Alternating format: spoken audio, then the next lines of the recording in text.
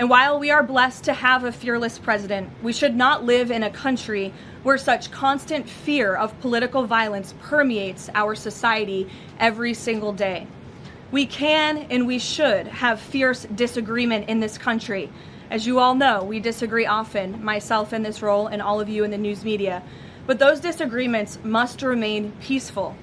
Debating, peaceful protesting, and voting are how we need to settle disagreements, not bullets.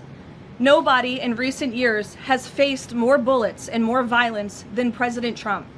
This political violence stems from a systemic demonization of him and his supporters by commentators, yes, by elected members of the Democrat Party, and even some in the media.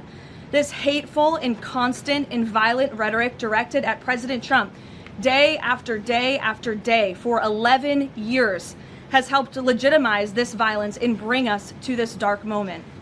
Those who constantly, falsely label and slander the president as a fascist, as a threat to democracy, and compare him to Hitler to score political points are fueling this kind of violence.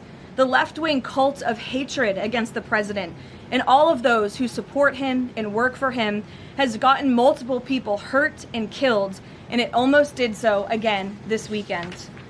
When you read the manifesto of this shooter, ask yourselves, how different is the rhetoric from this almost assassin than what you read on social media and hear in various forums every single day? The answer, if you're being honest with yourself, is that there is no difference at all. Much of the manifesto of the would-be assassin is indistinguishable from the words that we hear daily from so many.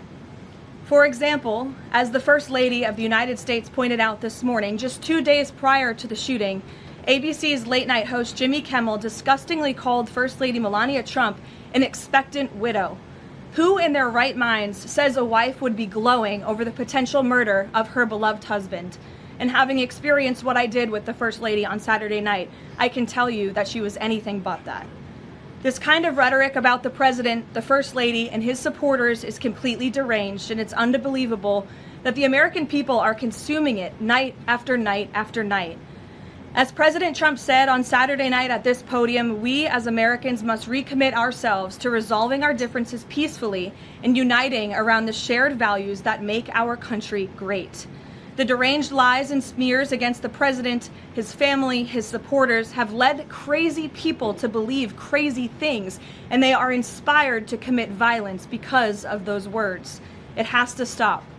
If you like this video, then like, share, and subscribe to Mirror Now.